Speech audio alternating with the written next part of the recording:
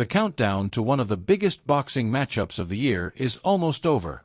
On March 1st, the world's attention will turn to the ring where Gervonta "Tank" Davis will face Lamont Roach in what promises to be an unforgettable battle. But is this fight as straightforward as it seems? On paper, Tank Davis is the heavy favorite, but there's more to this fight than meets the eye. Lamont Roach is not just any challenger. He's hungry, determined, and fully focused on making a statement in the sport. This is his chance to prove that he's ready for the big leagues, ready to dethrone one of the most dangerous men in boxing. But can Roach really pull off the upset? Tank Davis, meanwhile, enters this fight with a fierce reputation. Known for his explosive knockout power, he's been a force in the lightweight division. His record is spotless, his skills unparalleled, and his confidence undeniable. But there's a twist this time. Tank has made a huge change in his training camp that could affect the outcome of the fight. For the first time in years, Tank is stepping into the ring without his longtime trainer, Calvin Ford. The man who's been in his corner since his early days as an amateur is no longer guiding him. Why the sudden change? What could this decision mean for Davis in such a high-stakes fight? This is where things get interesting. Roach and Davis aren't strangers. They've shared a history that goes back years. They've sparred, they've crossed paths in the amateurs, and they've both risen through the ranks with the same goal in mind, to become a champion.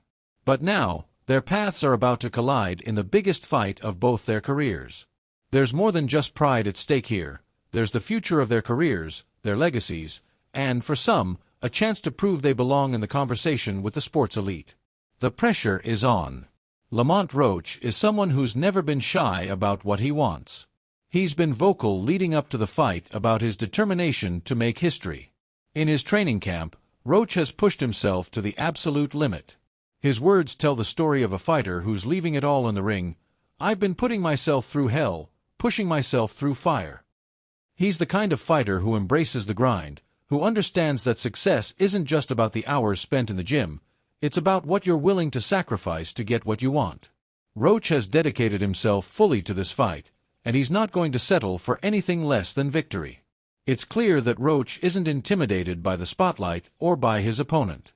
He's focused on one thing, proving that he's more than capable of defeating the odds and leaving Tank Davis with a loss. But despite his confidence, Roach knows that Tank Davis is no easy opponent. Davis has been a wrecking ball in the lightweight division, and he's known for taking fighters out early with his devastating knockout power. To overcome Tank, Roach will have to do more than just fight. He'll have to outsmart him, outmaneuver him, and avoid Tank's ferocious punches that can change the course of a fight in an instant. While Roach is giving everything he has to train for this fight, Tank is also putting in the work. But Davis's training camp looks a little different this time around. As mentioned earlier, Tank is no longer working with Calvin Ford. Instead, Barry Hunter has stepped in to take on the role of his head trainer. This is a huge change, especially for a fighter like Tank, who has been with Ford for so long. There's a lot of speculation about why Davis decided to part ways with Ford. Was it due to creative differences, or was it a tactical decision aimed at preparing for Roach? We don't know for sure, but one thing is clear: Tank is motivated and focused, and he's ready to prove that the decision was the right one. Tank's new trainer, Barry Hunter, brings a wealth of experience to the table. Hunter's been around the sport for decades, and his knowledge of the game could provide Davis with the edge he needs in this fight. However, the unknowns still linger. Will the chemistry between Tank and Hunter be as effective as his partnership with Ford? Will the change in leadership be a smooth transition, or will it disrupt Tank's rhythm? Time will tell, but one thing is certain: Tank Davis is ready for whatever Roach throws his way.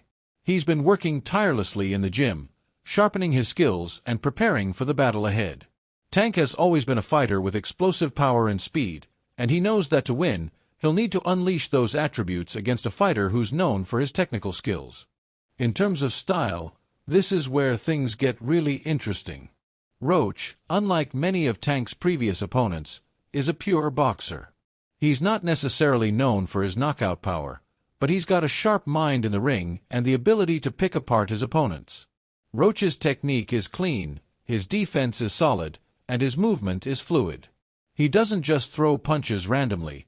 He throws them with purpose, always thinking 1 or 2 steps ahead of his opponent.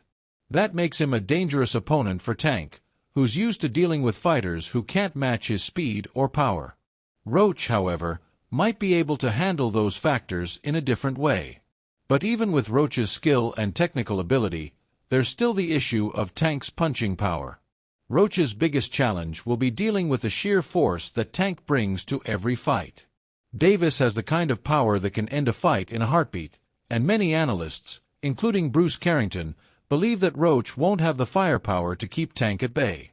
Carrington predicts that Tank will likely stop Roach in the middle to late rounds, but he also acknowledges that Roach's boxing IQ could make this a very interesting fight.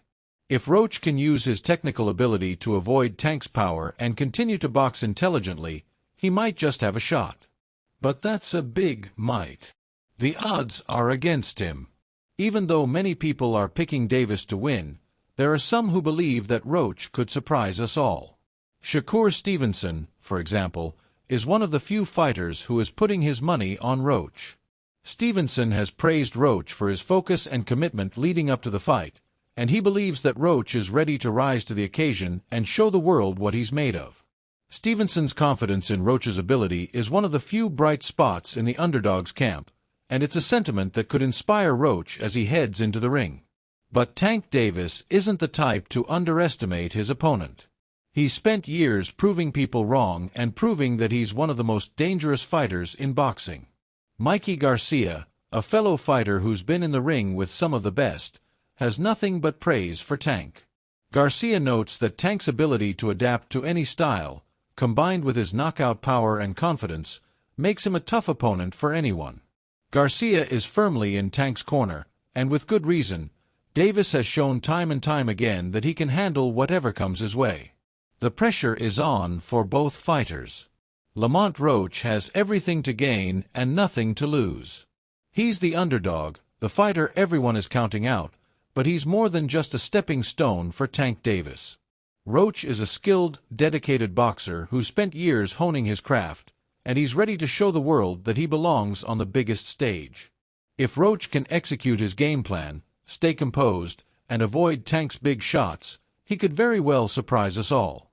Tank, on the other hand, has everything to lose. He's the reigning champion, the favorite, and the man with the undefeated record. A loss here could do more than just damage his record. It could tarnish his reputation and derail his future plans. Tank knows what's at stake, and he's not about to let Roach stand in his way. But as we've seen time and time again in boxing, anything can happen. One punch, one mistake, and the tide can turn in an instant.